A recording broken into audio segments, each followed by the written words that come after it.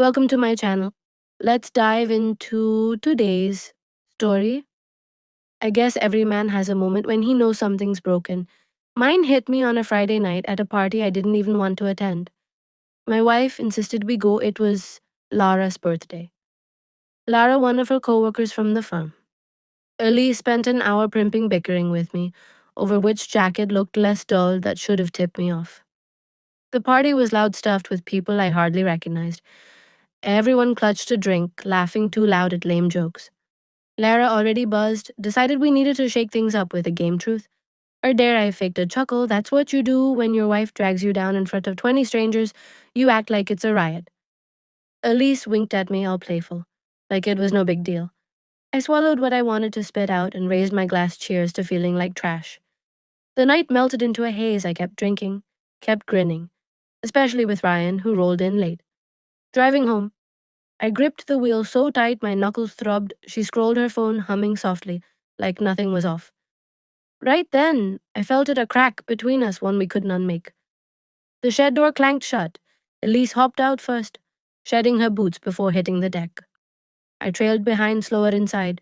She tossed her bag on the counter, grabbed a water bottle from the fridge, acting like she hadn't just made me look small in front of a crowd. "You're mad," she said. Not even glancing back, I leaned in the doorway. Not mad, just wondering when I turned into a punchline. She laughed low. "Oh, come on, Ethan. It was a game. Grow up." I watched her twist the cap off, so casual, so dismissive, like it was nothing. "You picked Ryan," I said. She shrugged. "It didn't mean anything, you sure?" I pressed. Elise finally turned eyes sharp.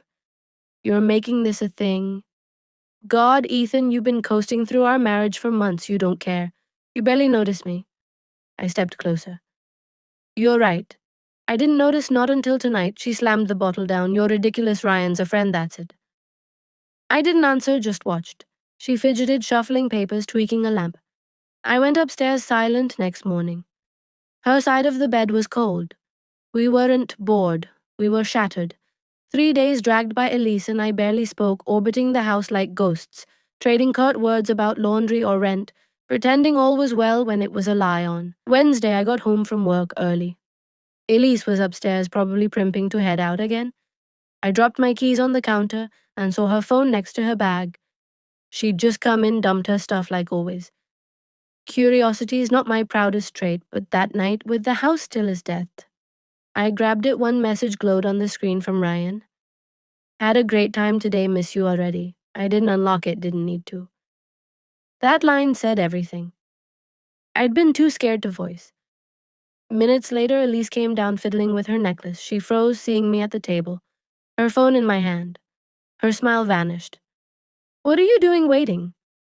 I said, "For what?" I slid the phone toward her. The truth, she stared at it, then me, arms crossing slow like a shield. "You're paranoid." I raised an eyebrow. "Am I?" I. Elise shifted defensive. "I'm allowed friends. Friends who miss you already." I asked. She faltered. Then said, "Fine, we had coffee with Ryan." "Yes, Ethan, with Ryan. He listens, he sees me." I leaned back, pulse racing, voice steady, "Then go be seen." Her head jerked up. "What's that mean?" "It means you've chosen." Just signing off." She looked slapped.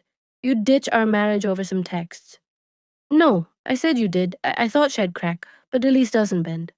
She straightened. "Fine, maybe I should go." I nodded. "Maybe you should." She snatched her phone, her bag, her keys. "No," begging. "No, sorry, just fury raw and jagged." The door slammed, rattling the frame. I sat there, staring at the empty space, the quiet sinking in for the first time in ages. Something hit me. I didn't miss her. I didn't go home that night. I wish I could say I stayed up fretting, doubting, but I slept like a rock next morning. The world looked the same, gray, chilly, but inside a weight had lifted. I brewed coffee, toasted bread, sat at the table, phone in hand, staring at her name I didn't call instead. I hit the shed, hauled out some old crates, clothes, books, stuff she hadn't touched in months. I packed it all, slow and sure, stacked them by the door. No rush, no second thoughts. I was halfway through the wardrobe when her car rolled up. The front door banged open. What the hell is this? She snapped. I stood brushing my hands on my jeans. It's what you wanted. You can't just pack my things. She barked. You left, I said, calm. I'm wrapping it up. Her eyes flicked to the crates. This is nuts, Ethan. You're petty. No, I said, I'm done. She started to argue, then stopped. She looked at me, and for once her mask slipped. Ethan, we can fix this. I shook my head. You don't fix what you toss aside. Fear flashed in her eyes. She backed up, then bolted, slamming the door. I stood amid the crates in quiet lighter than I'd been in years every time I answered her. I handed her power. I was done a few nights later. I got home late. There, she was perched on the front steps, mascara, streaked hair, scraped back like she'd given up. She stood when she saw me. Ethan, please don't do this. I brushed past, unlocked the door. You need to go. She trailed me in. We're not over your hurt.